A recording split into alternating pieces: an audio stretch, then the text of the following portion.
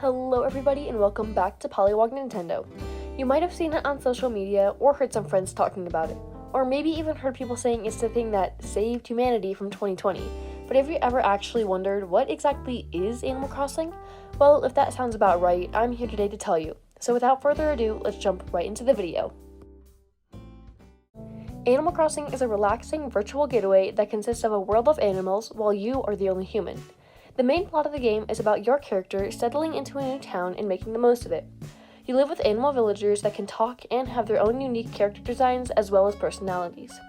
There are several games in this series that date all the way back to 2001, so each of the games are a little different. But most of the games start off with you arriving at a practically finished town where you have no money and struggle to get just enough to be able to keep your house and get out of debt from the torturous town like himself. Well, I'm just kidding, it's more fun than that, so let me really explain.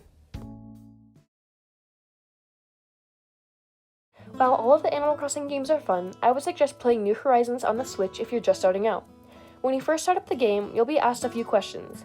These include your name, your birthday, what you want your character to look like, what you want your island layout to look like, so on and so forth. After you've gotten past that part, it's time to mosey on over to your island. After you arrive, you'll notice a few animals have joined you. You'll have 2 random villagers to start out with, and some Tanukis named Tom Nook, Timmy, and Tommy. They will all help guide you on your new adventure.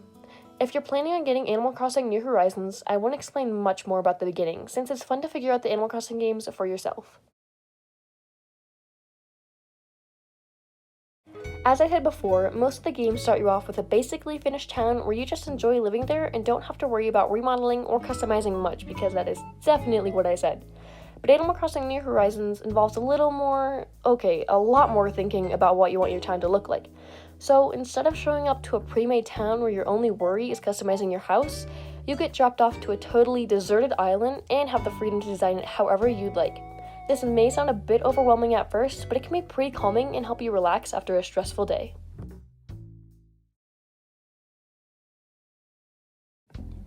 Animal Crossing is a game that can actually sync up to real time, so all 24 hours of the day match your time zone.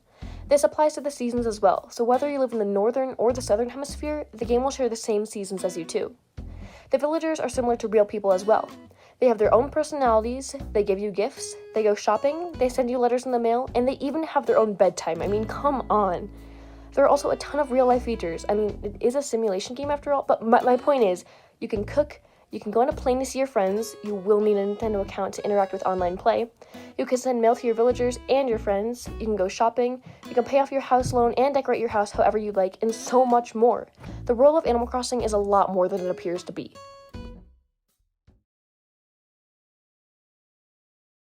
Throughout the year, different events and holidays will be celebrated. Some of these you may actually celebrate in real life, such as Christmas, Thanksgiving, Easter, Halloween, etc. But some are original to just Animal Crossing, such as the Festival, fishing tourneys and bug-offs, fireworks shows, May Day, and more. There are also smaller events as well, such as Villager Birthdays, National Museum Day, and Nook Friday. Oh, and did I forget to mention that there's also a big celebration for your birthday too?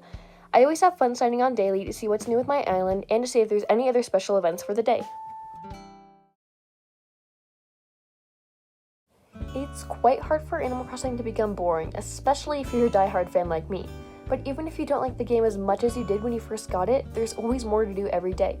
Every day, your shops will restock with new items, you'll get mail on most days from villagers and other NPCs along with new dialogue and conversations to discover, if you're lucky. New fossils and gyroids to dig up each day, and tons more. It's all up to you on how you want to spend your day in your own virtual getaway. Thank you guys so much for watching. I hope this video taught you a little bit about the wondrous world of Animal Crossing, and I definitely encourage you to get the game if you do get the chance. Make sure to like and subscribe, and I'll see you guys in the next video. Bye!